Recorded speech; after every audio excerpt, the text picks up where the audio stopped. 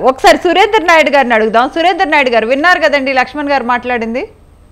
Madam ఇప్పుడు మన అభివృద్ధి సంక్షేమం దాని మీద మాట్లాడటం లేదు. ఈ అవినీతి జరిగిందా లేదా, 200 కోట్లు వీళ్ళు రవికుమార్ అనేవాడు తిన్నాడా లేదా, లేదు దేవస్థానంలో అవినీతి జరిగిందా లేదా, నెయ్యిలో కల్తీ జరిగిందా లేదా, వీటి మీద మాట్లాడటం.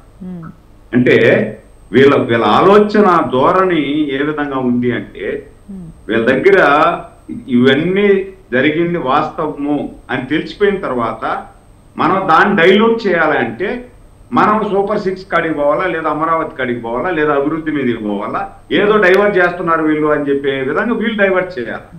ఇక్కడ జరిగింది ఏంది క్లియర్ కట్ గా, ఏదైతే కూటమి అధికారంలోకి వచ్చిన వెంటనే నెయ్యిలో కల్తీ జరిగింది అని ప్రపంచంలో మేటి టెక్నికల్ ఎవిడెన్స్ దొరికింది.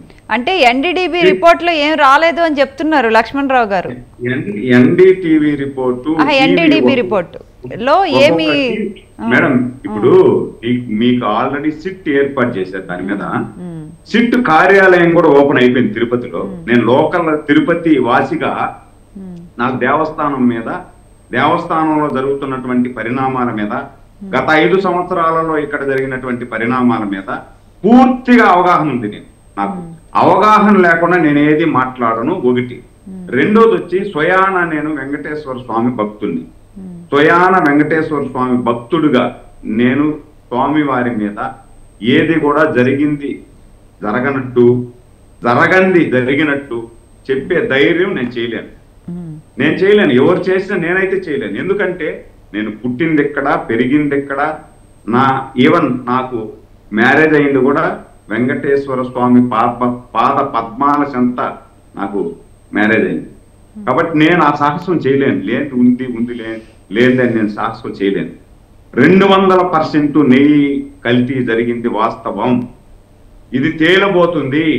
ఇది టోటల్ రిపోర్టుతో పాటు ఎవరు కలిపారు, ఎక్కడి నుండి వచ్చింది, ఏంటి అనేది ఇది తేటలం అవుతుంది. అది పక్కన పెడదాం. రెండోది వచ్చి ఈ 5 సంవత్సరాలలో ఏమేమి జరిగింది అనేసి లక్ష్మణ్ అడుగుతున్నాడు. లక్ష్మణ్ కూడా కొంచెం దీని మీద అవగాహన తక్కువ ఉండొచ్చు, రాజకీయాల మీద అవగాహన ఎక్కువ ఉండొచ్చు. వెంకటేశ్వర స్వామి ఇక్కడ ఏం జరిగింది దాని మీద అవగాహన తక్కువ ఉండొచ్చు. నేను చెప్తా దానికి. ఇప్పుడు ఏదైతే కూటమి అధికారంలోకి వచ్చిన తర్వాత తిరుమల నుండే ప్రక్షాళన మొదలవుతుంది అని ఏ రోజైతే చంద్రబాబు గారు కొండ మీద చెప్పాడో ఆ రోజు నుండి అద్భుతమైనటువంటి అధికారి మీరు చూసుకోండి, ఎక్కడైనా విచారించుకోండి. వెంకయ్య చౌదరి అనే జేఈఓ అద్భుతమైనటువంటి అధికారి. మీరు ఎక్కడైనా గ్యాదర్ చేసుకోండి. ఈ రోజు ఈ 6 నెలల కాలంలో ఆయన పనితీరును కూడా బ్యారేజ్ చేసుకోండి. వెంకయ్య చౌదరి అనే అద్భుతమైనటువంటి అధికారిని, ఒక బ్రహ్మాండమైనటువంటి ఆయుధాన్ని వెంకటేశ్వర స్వామి దగ్గర టెస్ట్ చేయించారు. ఆయన వచ్చిన తర్వాత 3,000 ప్రతిరోజు 300 టోకన్లు 3,000 ఇచ్చేస్తున్నారు గత పాలకులు. ఎవరికి ఇస్తున్నారు? ఏదైతే ఈ ఏపీ టూరిజం ఉందో వీళ్ళకి ప్రతిరోజు 3,000 టోకన్లు 300 రూపాయల టోకన్లు ఇస్తున్నారు. వీళ్ళు ఏం చేస్తారంటే ఆ 3,000 టోకన్లని వీళ్ళు బస్సులో వచ్చిన వాళ్ళకి మాత్రమే దర్శనం కల్పించాలి. కానీ వీళ్ళు ఏం చేస్తారు, బస్సు ఖాళీగా వచ్చినా పర్వాలేదు, వీళ్ళు ఇక్కడికి వచ్చిన తర్వాత టికెట్ కొడేస్తారు. అంటే ఒక బస్సులో 50 మంది ప్రయాణిస్తాం అనుకోండి సపోజ్. దాంట్లో 20 మంది ప్రయాణించినా 50 టికెట్లు కొడతారు. వీడికి వచ్చిన తర్వాత ఆల్రెడీ మిగిలిన 30 టికెట్లు ఇక్కడ తిరుపతిలో అమ్మేసి ఉంటారు. ఎవరో ఎక్కడి నుండి వచ్చే వాళ్ళకి తిరుపతిలో అమ్మేసి ఉంటారు. వాళ్ళకి ఒక్కొక్క టికెట్ ఎంత అమ్ముతారు? 2,000 రూపాయలకు ఒక్కొక్క టికెట్ అమ్మేసి ఉంటారు మేడం. 2,000 రూపాయలు ఒక్కొక్క టికెట్ అమ్మేసి ఉంటారు. అమ్మిన తర్వాత వీళ్ళు ఇక్కడ నుండి కొండకి వెళ్ళి లింక్ బస్ స్టాండ్ అని ఒకటి ఉంటుంది. ఆ లింక్ బస్ స్టాండ్ దగ్గర ఈ టికెట్ కౌంటర్ ఉంటుంది. అక్కడ పోయి వీళ్ళు చూపించేసి దర్శనానికి వెళ్ళచ్చు. సో ఈ మధ్యలో ఏం జరుగుతుందంటే, ఇప్పుడు మనకు హైదరాబాద్ నుండి తిరుపతికి అనుకోండి, తిరుపతికి వచ్చేదానికి బస్ ఛార్జీ ప్లస్ దర్శనం కలిపి టికెట్ ఉంటుంది. మధ్యలో వీళ్ళకి భోజనము ప్లస్ ఫ్రెష్ అప్ అయ్యేదానికి డబ్బులు కూడా వాళ్ళ దగ్గర కట్టించుకుంటారు. వీళ్ళు ఏం చేస్తారంటే, ఇక్కడ బస్సులో ప్రయాణం చేస్తేనే ఫ్రెష్ అప్ అవ్వాలా, బస్ లో ప్రయాణం చేస్తేనే భోజనం ఉంటది, టిఫిన్ ఉంటది. ఈ టిఫిన్ భోజనం అన్ని కూడా బస్ లో ప్రయాణం చేయకపోయినా కూడా 50 మంది ప్రయాణం చేసినట్టు లెక్క రాసింది. లెక్క రాసే డబ్బులు ఆడ తినేస్తారు, డబ్బులు తినేస్తారు. ఇక్కడేమో ఫ్రెష్ గా వీళ్ళు ఇక్కడుండి తిరుపతిలో ఉండే వాళ్ళకి అమ్మేస్తారు, 2000కు 3000కు అమ్మేస్తారు. అంటే ఈ మధ్యలో డబ్బులంతా ఎవరు తింటున్నారు? అవినీతి కాదా ఇది? ఇవన్నీ తెలుసుకొని విజిలెన్స్ రిపోర్టు ద్వారా వెంకయ్య చౌదరి గారు వచ్చిన తర్వాత సమూల మార్పులు జరిగి ఏపీ టూరిజం టికెట్లు లేకుండా చేశారు.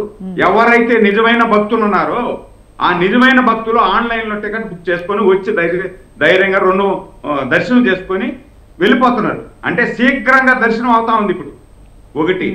రెండోది వచ్చి వీళ్ళు శ్రీవాణి ట్రస్ట్ పేరుతో ప్రతిరోజు 5000 టికెట్లు ఇస్తా ఉన్నారు. క్రమంగా తగ్గిస్తూ వస్తున్నాం. ఇప్పుడు 1500 ఇచ్చేది, ఇంకా అవి కూడా తగ్గించేస్తాం.